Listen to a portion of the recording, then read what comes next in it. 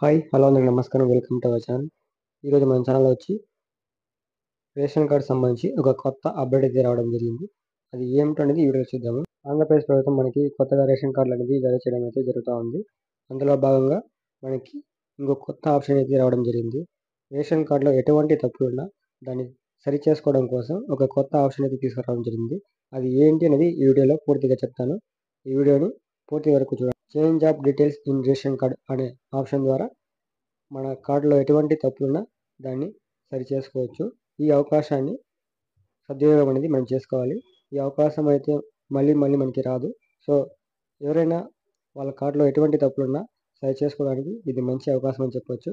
అది ఏ విధంగా చేయాలి? ఏ డాక్యుమెంట్లు కావాలి? అదేవిధంగా అప్లికేషన్ ప్రాసెస్ అనేది ఎలా ఉంటది? అనేది ఈ వీడియోలో చూద్దాము. రేషన్ కార్డులో ఏజు, జెండరు, రిలేషన్‌షిప్ అండ్ అడ్రస్‌ను మార్చేందుకు రాష్ట్ర ప్రభుత్వం అవకాశం అయితే కల్పించింది. గ్రామ వార్డు సచివాలయంలో గతంలో ఉన్న సర్వీసు రేషన్ కార్డ్స్ అడ్రస్‌ను change of details in ration కార్డ్‌గా పేరు మారుస్తూ రేషన్ కార్డులో చిరునామా మార్పుతో పాటుగా పుట్టిన తేదీలు తప్పుగా ఉంటే వాటిని మార్చడం కోసం మరియు అలాగే లింగము మార్పు కోసం మహిళలకు పురుషులుగాను, పురుషులను మహిళలుగాను ఉంటే వాటిని మార్చడం కోసం అలాగే ఈ ఆప్షన్ ద్వారా మనం మన రేషన్ కార్డులో ఎటువంటి తప్పున్నా సరిచేసుకోవడం అనేది జరుగుతుంది. అయితే రేషన్ కార్డ్ ఎక్కడ దరఖాస్తు చేసుకోవాలి? రేషన్ కార్డ్ ఎక్కడైతే మీరు కలిగి ఉంటారో ఆయా గ్రామ, వార్డు లేదా సచివాలయంలో మీరు ఈ అప్లికేషన్ అనేది సబ్మిట్ చేయాల్సి ఉంటుంది.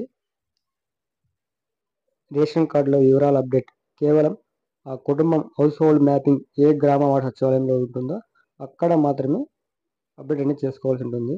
ఒకవేళ రేషన్ కార్డు ఒకరి పరిధిలో ఉండి హౌస్ హోల్డింగ్ మ్యాపింగ్ అనేది ఒకరి పరిధిలో ఉంటే అటువంటి వారు రేషన్ కార్డ్ ఎక్కడికి కావాలో అక్కడ హౌస్ హోల్డింగ్ మ్యాపింగ్ చేసుకొని అక్కడే వారి యొక్క చిరునామాతో పాటుగా వారికి ఎటువంటి తప్పులున్నా అప్లికేషన్ అనేది అక్కడ ఆ సచివాలయంలో అప్డేట్ అనేది చేసుకోవచ్చు అనమాట. ఈ అప్లికేషన్కు కావాల్సిన డాక్యుమెంట్లు ఇప్పుడు తెలుసుకుందాము. అందుకు ముఖ్యంగా మనకి అప్లికేషన్ ఫామ్ అనేది ఒకటి కావాలి. అదేవిధంగా గతంలో ఉన్న రేషన్ కార్డ్ జిరాక్స్ ఒకటి, ఆ రేషన్ కార్డులో ఉన్న సభ్యుల అందరి జిరాక్స్లు ఒక సెట్ అనేది కావాలి. పుట్టిన తేదీ మార్చడానికి వారికి సంబంధించిన డాక్యుమెంట్లు అనేది కావాలి.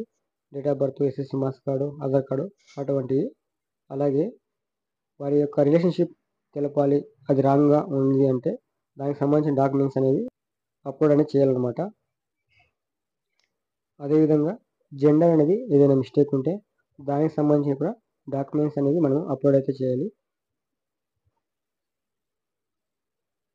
ఈ అప్లికేషన్ ప్రాసెస్ అనేది ఇప్పుడు చూద్దాము. సచివాలయంలో దరఖాస్తు చేసిన తర్వాత సంబంధిత గ్రామాల్లో గ్రామ రెవెన్యూ అధికారి, అదే పట్టణాల్లో అయితే వార్డు రెవెన్యూ సెక్రటరీ వారి లాగిన్లో ఆమోదం తెలపాల్సి ఉంటుంది. అదేవిధంగా వారు ఎవరైతే అప్డేట్ చేస్తున్నారో వారికి సంబంధించి ఈకేవైసీ కూడా గ్రామ వార్డు సచివాలయంలో వారికి ఇచ్చిన యాప్లో ఈకేవైసీ అనేది ఖచ్చితంగా చేయాల్సి ఉంటుంది. వారి ఆమోదం పూర్తి అయిన తర్వాత మాత్రమే ఎంఆర్ఓ లాగిన్ అనేది వెళ్ళడం జరుగుతుంది. అక్కడ ఎంఆర్ఓ లాగిన్లో ఆమోదం తెలిపినట్లయితే అప్లికేషన్ అనేది 21 రోజులు ఈ అప్లికేషన్ ప్రాసెస్ అనేది జరుగుతుంది. ఈ విధంగా మనము మన యొక్క రేషన్ కార్డులో ఉన్నటువంటి తప్పులను సవరణ చేయడం అయితే జరుగుతుంది. ఇలాంటి వీడియోల కోసం మన ఛానల్ని లైక్ చేయండి, సబ్స్క్రైబ్ చేసుకోండి.